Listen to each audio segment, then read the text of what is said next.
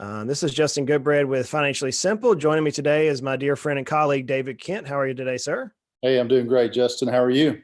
I'm doing well. So let's lay the groundwork here on what we're trying to accomplish, David. Last time you and I did a live event and over on the podcast, Financially Simple, you can find it on iTunes, Stitcher, Spotify. We started changing the narrative. We looked at the position of the coronavirus is here. It appears as we're recording this show today that there is a little bit of reprieve coming about. And we wanted to change the focus, David, as the business advisors to now look at what can business owners do to relaunch, to turn around their business during this particular event.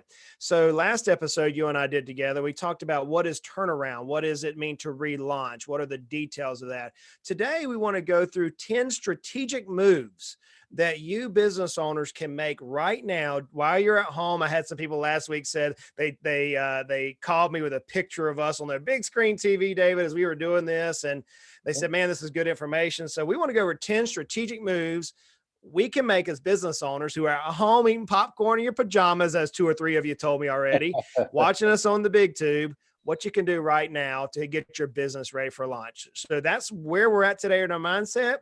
David, let's take it away with the very first thing they can do as a business owner to get prepared to relaunch their business. Yeah, sure. So, probably one of the most important elements of being able to recover or build a business is to have a plan.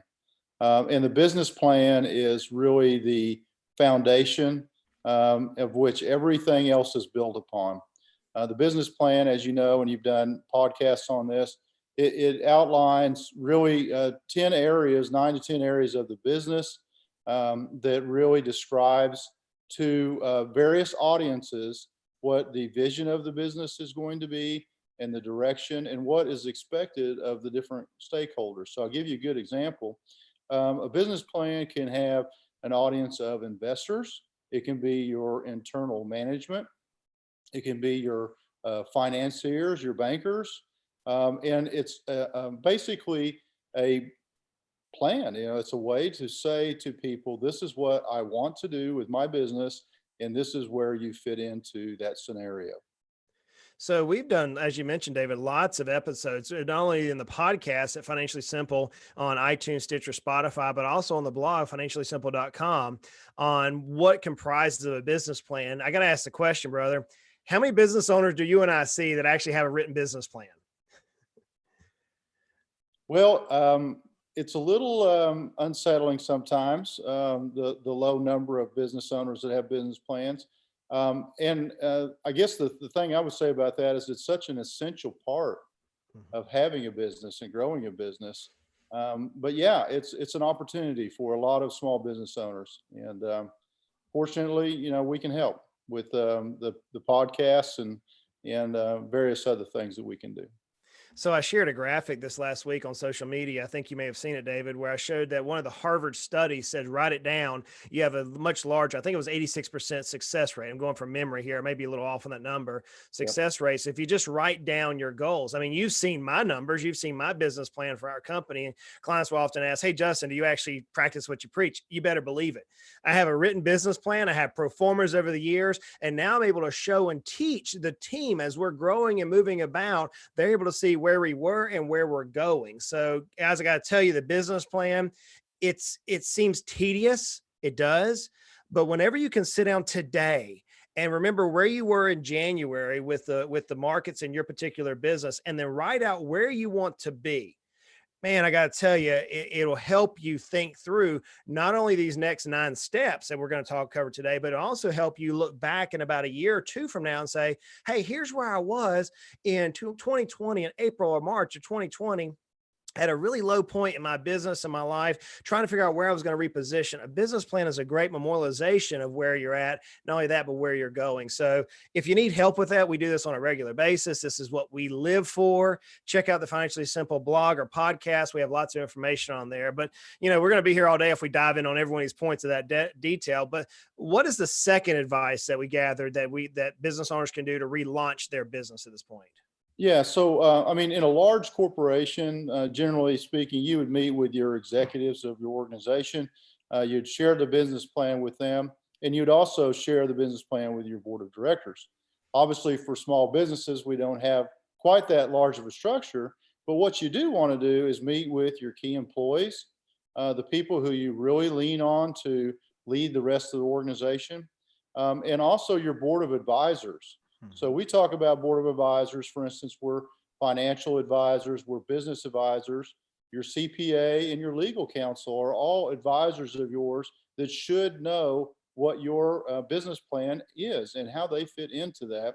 And because these are the folks that are going to help you implement your plans and be successful. And let me not forget the bankers as well. You got to have financing. Yeah, absolutely. Bankers and even insurance folks. I mean, you got Yep. to have, you have a well-rounded board, friends, of those individuals who we lean on during tough times. So let me recap. We build our business plan, then we meet with our advisors and say, hey, here's where we're headed. We let them shoot holes through it. Then number three, what we're going to do is we're going to revisit it and correct those holes that the advisors are going to poke through it. Is that correct?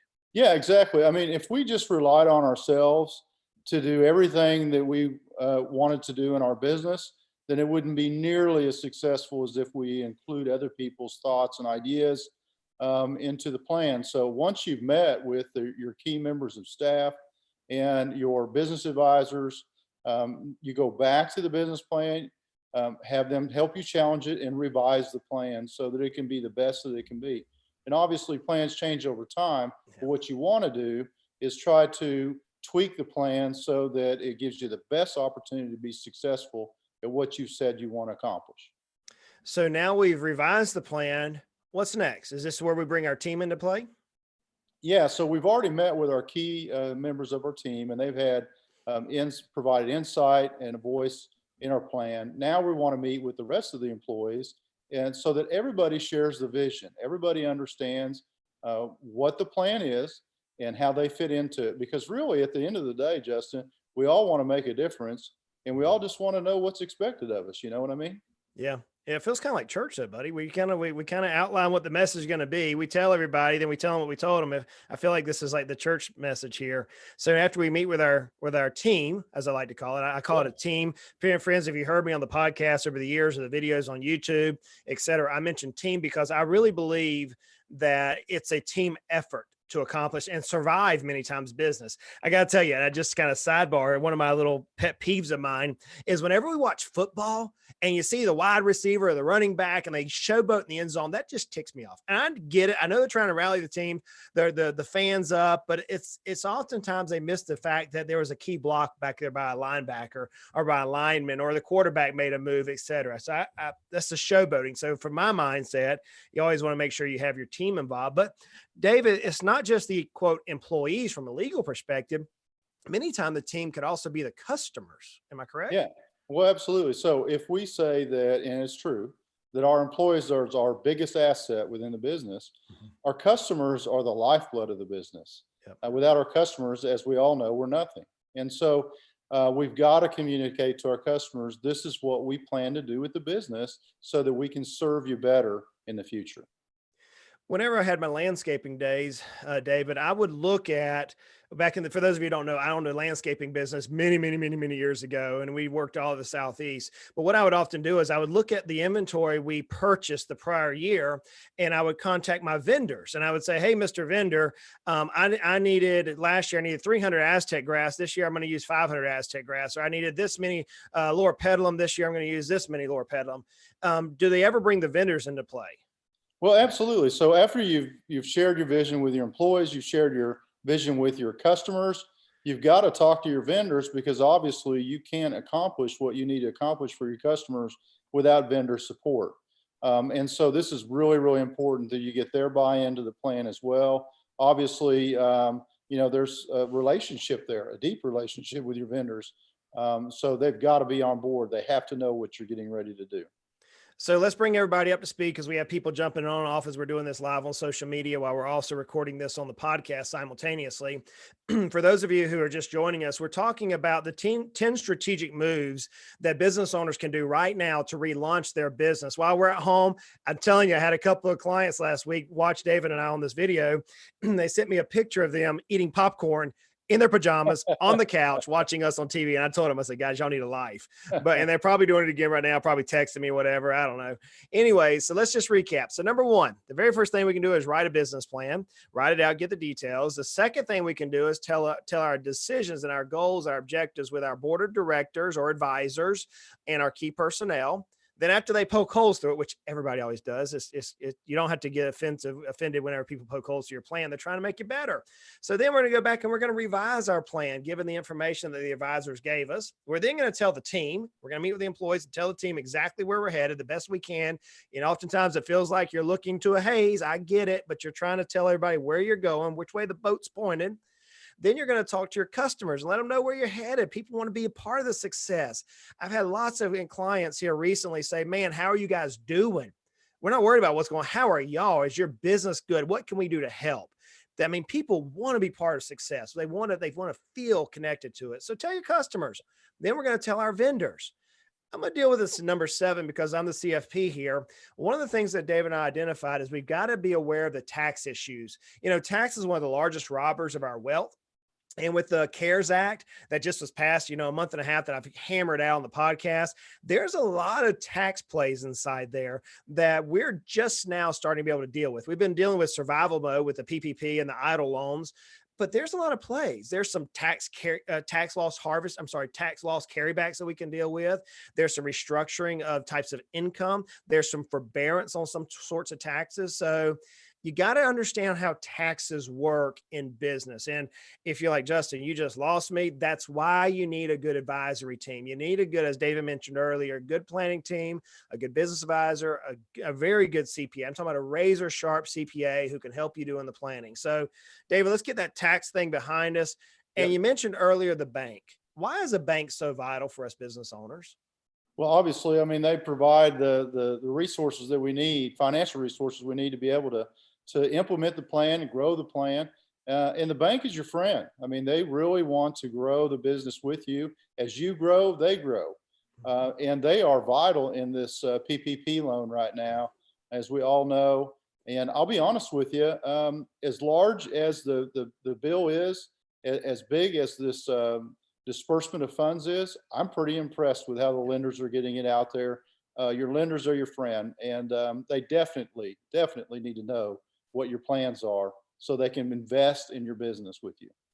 So we mentioned a while ago employees, but right now, one of the things I've noticed, and I read an article in the Wall Street Journal just yesterday talking about the number of displaced employees because of the coronavirus, but it's not just because of the coronavirus. It's anytime you go through a disruption in financials, people start wondering, is there grass that's greener somewhere else? Can I change my life at this point? We've even had clients, David, that have come back and said, hey, look, I know I was moving into 2 or 3 locations. Now I don't want to do that. I want to go to 1 location. Hey, look, I wasted a lot of money last year. Just saw an email just today. I wasted a ton of money last year and I need somebody to hold me on the straight and narrow going forward. So whenever we're looking at these straight and narrows and everything, one of the things that I think that we have an opportunity as business owners right now is to assess the strength of the team, to see, do we have the right players in the right seat? Last episode that you and I did, you mentioned Jim Collins' book, Good to Great, where he says, get the right people on the bus, then get them in the right seats. Let's talk into that a little bit about why business owners may want to look at their team at this particular point and restaff, restructure, move things around. Yeah, so you want to keep only the employees that are essential to your business, the ones that really truly bring value.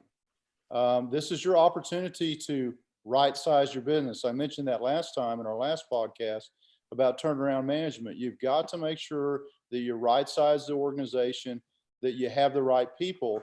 And that may mean that a few of them don't come back. And that may also means that you may go out and recruit some new talent that may be out there that wasn't available even a month ago. And so what I'm advising all my clients to do right now is, hey, listen, once you have determined what your needs are, once you return back to normal, make sure that you take a look at the talent pool that's out there now, because people are looking as they have time to look, really, to be honest with you. So we're looking at now our talent pool, but then we have number 10. And this last but not least, certainly, and that is to do what, David?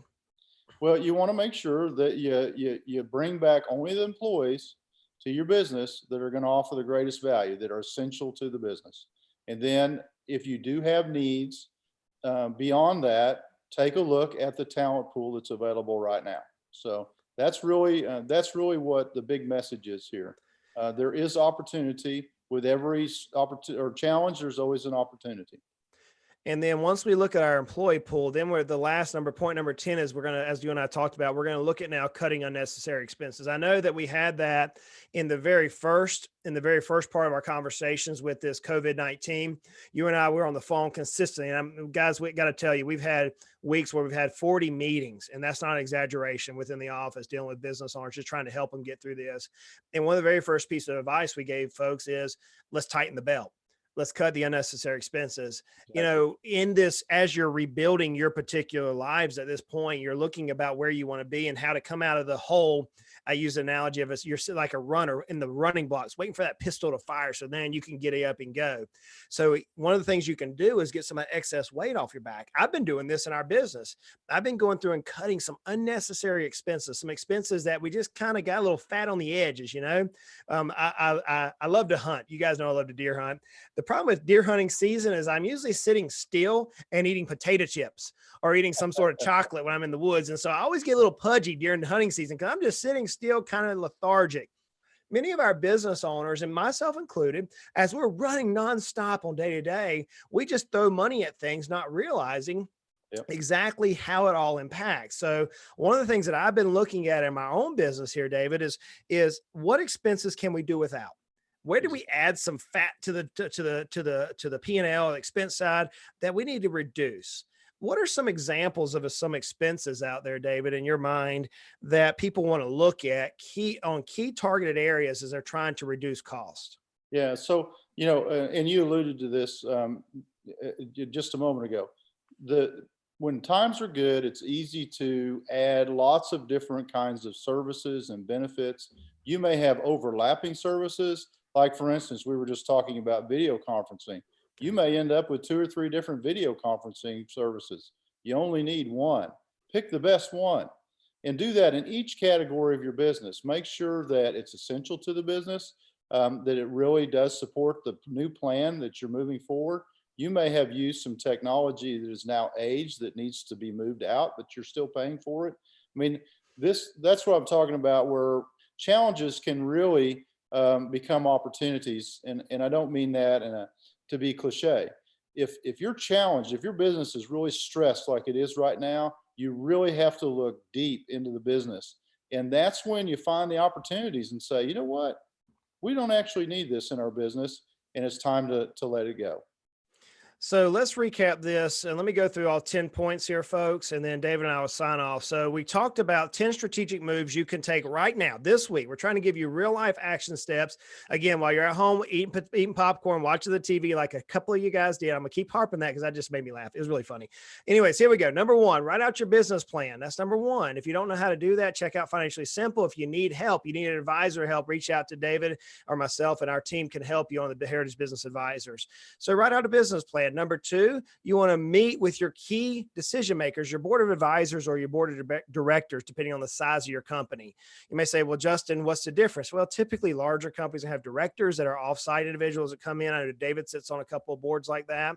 And then your advisors are typically smaller businesses, typically under 5 million in revenue. That's going to be your attorney, your CPA, your financial advisor, your business consultant, maybe your banker, and maybe 2 or 3 strategic business knowledge heads that you can add to the board. So you're going to meet with the board.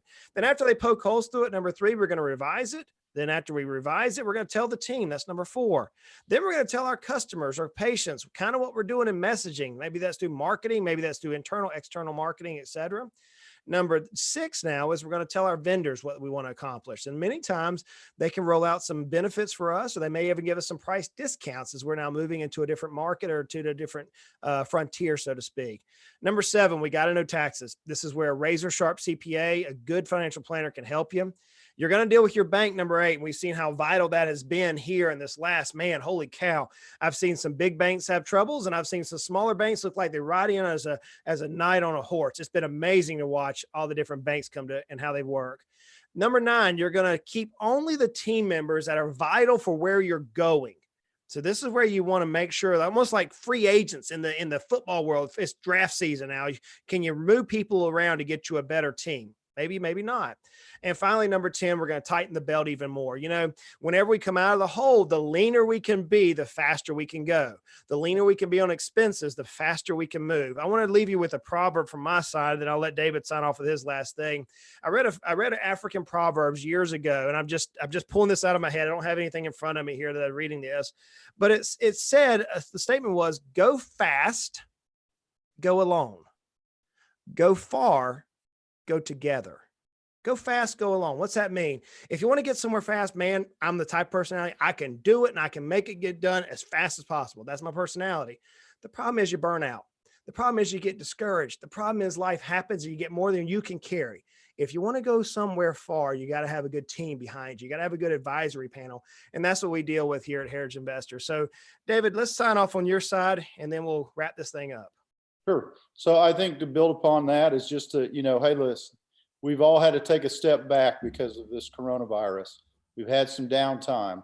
We're able to evaluate our business in a way that we generally don't have time to do. Make good use of your time. Take some time to think about your business plan. Think about the ways that you can incorporate these 10 steps into your business so that when we come out of this, you're bigger, you're stronger, you're better, and you do build that team that you need so that you can go far. So with that being said, friends, those of you listening to us on the podcast, we want to challenge you to leave us a podcast review. If you're on iTunes, Stitcher, Spotify, just drop down there and leave us a review in the show notes. Comment. Tell us what you like or not like. Tell us how great our voices sound for those of you who are listening to us. If you want to check us out on YouTube, we're on Financially Simple on YouTube. You can see David's beautiful face. He's not in the Pearly Palace today. He's got a nice background behind him.